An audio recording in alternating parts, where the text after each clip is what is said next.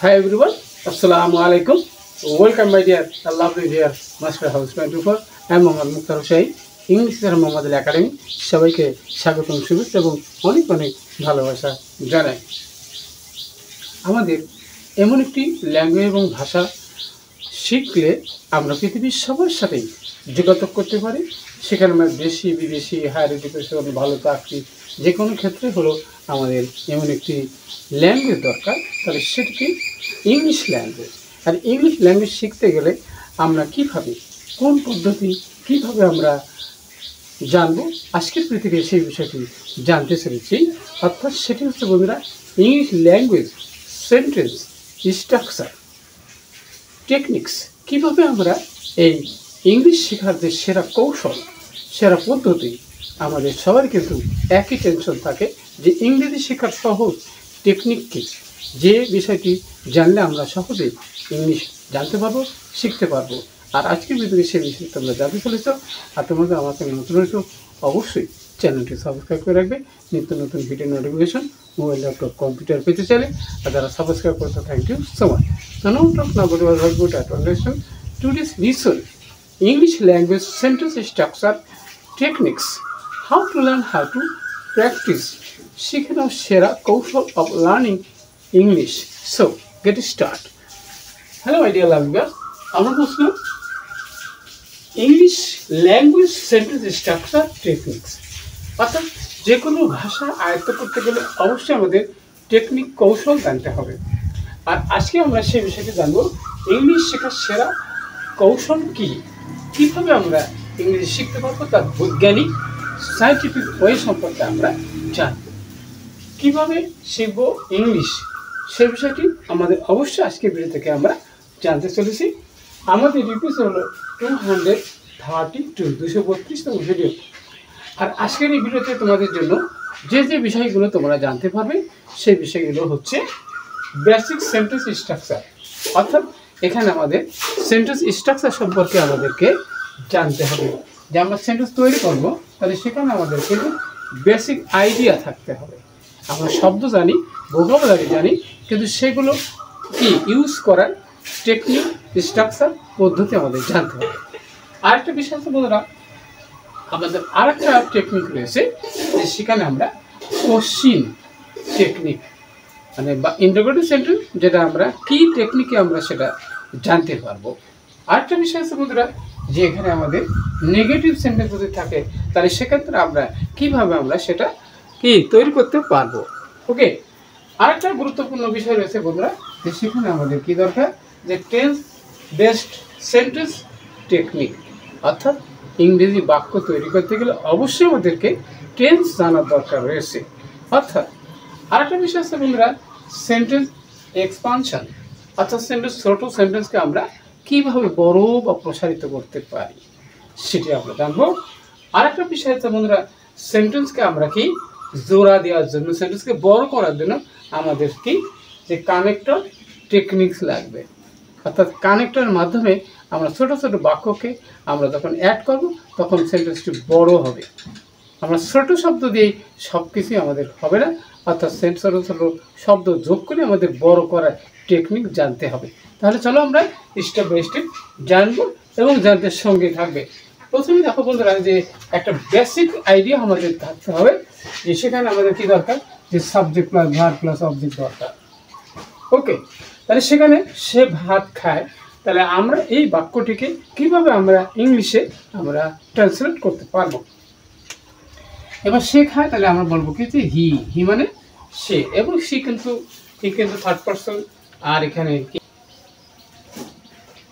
ওকে, বাংলা ক্রিয়াপদ শেষে থাকে, আর কর্তা প্রথমে, তারপরে কর্ম, তারপরে কি ক্রিয়াপদ শেষে থাকে বাংলা। কিন্তু ইংলিশে কিভাবে থাকে, ইংলিশে থাকে প্রথমে সাবজেক্ট থাকে, যেমন হি দিলাম, আবার কি ইট মানে কি খাওয়া, তো it's third person singular number হলে আমাদের ইটস হবে।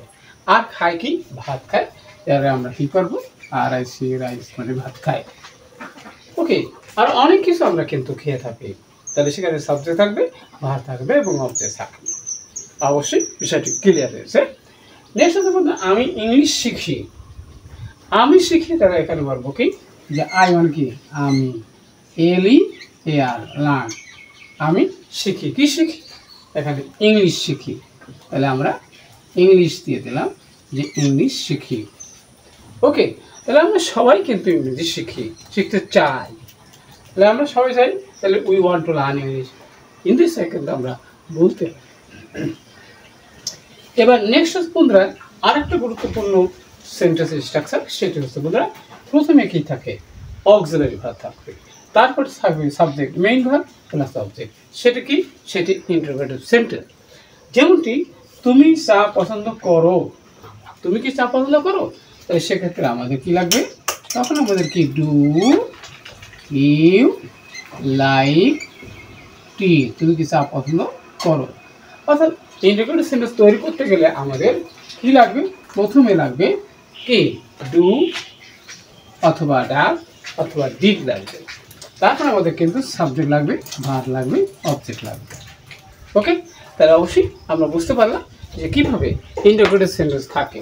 সেখানে প্রথম অক্সিলারি ভার্ব, তারপরে একটি সাবজেক্ট, তারপরে মেইন ভার্ব প্লাস অবজেক্ট। ওকে, নেক্সট হচ্ছে সে কি বাজারে যাচ্ছে। তাহলে কন্টিনিউয়াস টেন্স যদি হয় তাহলে সেক্ষেত্রে কীভাবে? এখানে কি is he going to market, সে কি বাজারে যাইতেছে।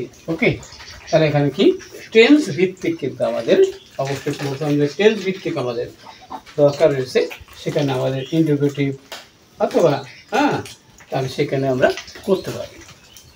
নেক্সট হচ্ছে বন্ধুরা যে আরেকটা বিষয় হচ্ছে যে নেগেটিভই যদি থাকে, যেমন আমি বাজারে যাই না, আমি খাই না, সে পড়ে না, ওকে আমি ক্রিকেট খেলি না, এইভাবে আমাদের কিন্তু নেগেটিভ সেন্টেন্সের প্রয়োজন রয়েছে। ওকে, তাহলে সেখানে বলছে আমি ক্রিকেট খেলি না, তাহলে আমি খেলি না, তখন কি আছে?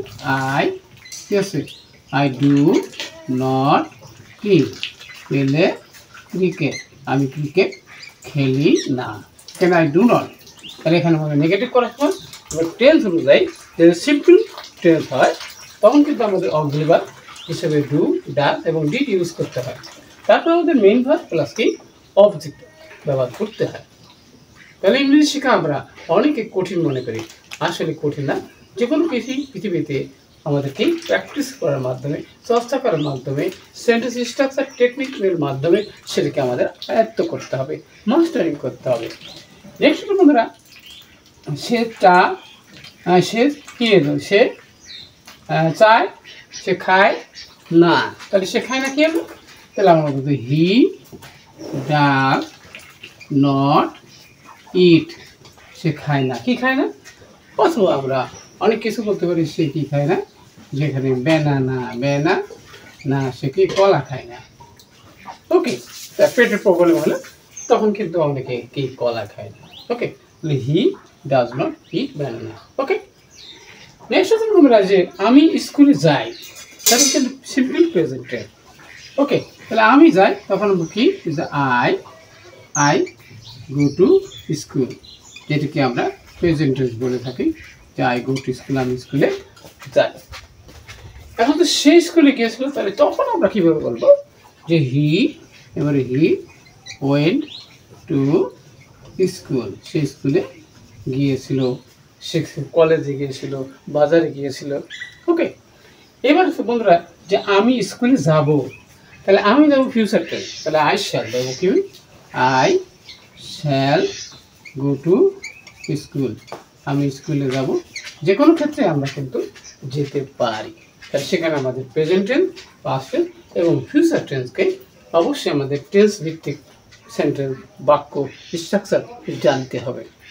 তাহলে কিন্তু আমরা ইংরেজি শেখার কৌশল আয়ত্ত করতে পারবো।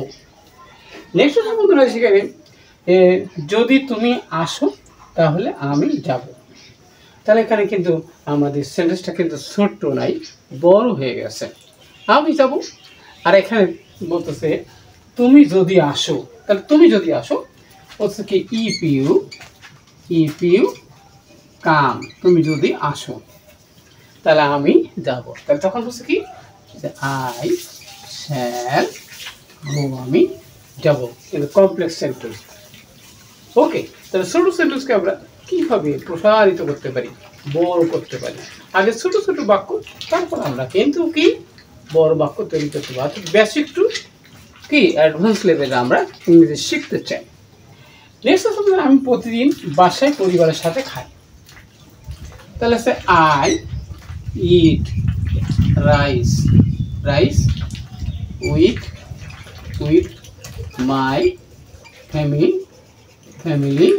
ওকে এভরিডে মানে প্রতিদিন আমার পরিবারের সাথে আমি খাবার খাই। তাহলে আমি খাই আই ইট রাইস, খাই কাদের সাথে? উইথ মাই ফ্যামিলি এভরিডে, প্রতিদিন খাবার খাই।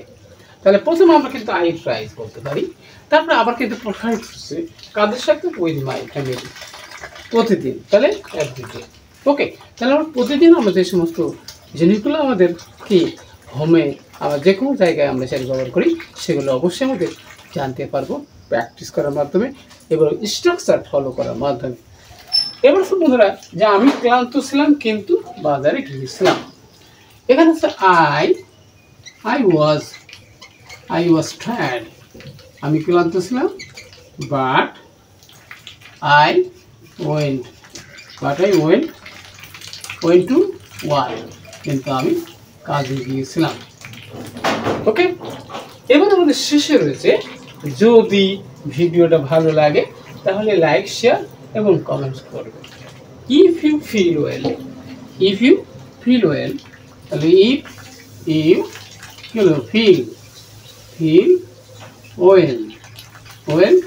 টু কি এনজয় মাই ভিডিও।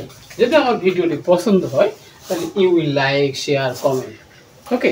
হিন্দিতে আমরা যদি প্রতিদিন সেন্টেন্সগুলো স্ট্রাকচার এবং সেগুলো যদি আমরা প্র্যাকটিস করি অবশ্যই ইংলিশ শেখার সেরা কৌশল, ইংলিশ কীভাবে শিখবো অবশ্যই সেই বিষয়টি আমরা জানতে পারবো খুব সহজে। ভিডিওটি কেমন লাগলো, কী বিষয়গুলো দেখতে চাও দ্রুত কমেন্টস করে জানিও। সব সুন্দর সাকসেসফুল জীবন কামনা করি। আর এতক্ষণ সাথে থাকার জন্য many thank. So good bye.